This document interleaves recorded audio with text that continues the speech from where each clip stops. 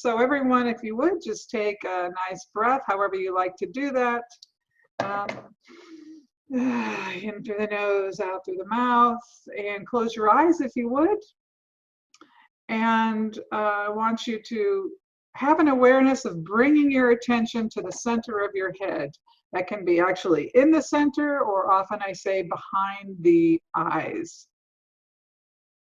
You want to, on purpose, notice where your attention is coming from, because we often do it, pardon me, from the lower chakras.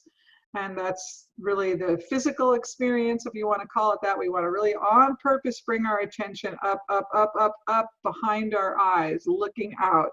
And I've often said, if you want to test this, how it actually works in your life, think about some issue or something you're trying to solve without doing this process of bringing your attention up, and then bring your attention up, sort of A and B it, and you'll be surprised at how different your point of view is. Okay, so we have our attention up and we're behind our eyes, and just sit there for a minute while you're getting comfortable with that awareness. And I want you to start to become aware that you're separate from your thoughts. And we do this by just watching the dialogue that's going through our mind. Oh, this is the last class. Oh, it's Halloween. Oh, I need to wash the car today. Oh, it's sunny. Oh, it's raining. Work was tiring. You know, whatever. Those are the thoughts, and we want to see them like a ticker tape. That's the way I like to say. They're just going by, and we're watching them.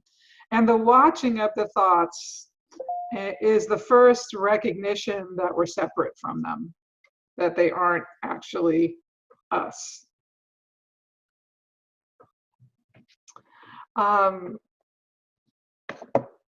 So just keep playing with that momentarily.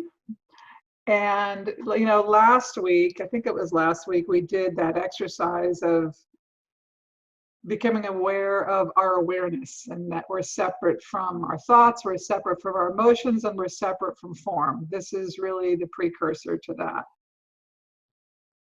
But the more we watch our thoughts, the less we become engaged with them, the less we worry about changing them. We become observers to witness how we're responding to life. And in this witnessing process, in this observation process, we begin to become aware of a greater reality. That there's a lot going on besides just what happens in our little world, in our day-to-day experience.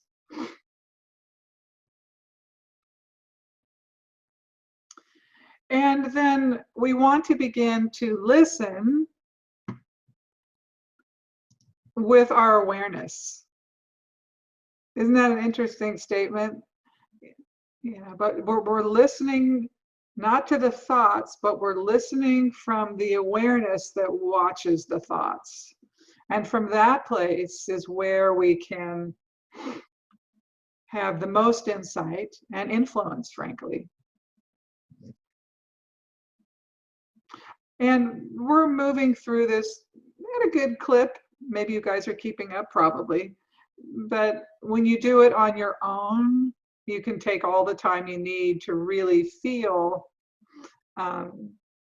each phase of this process, where you come up behind the eyes, you become aware of looking out from the sixth chakra between the eyes, that geographic location, because it does make a difference. And then as you begin to become aware of your thoughts, that's a whole nother awareness realization that can have an impact on your body. And you want to be able to enjoy this process. And then as you really stop engaging with your thoughts, then you become aware of the greater reality. And all these steps you may want to just sit with when you're doing it on your own. But that piece where we're trying to get to is just the awareness that we have, listening from that place. And it doesn't mean we can't ever engage our mind again. It just means we want the awareness to be dominant. Okay? All right, so you can open your eyes whenever you like to. I need to put something on my mouth because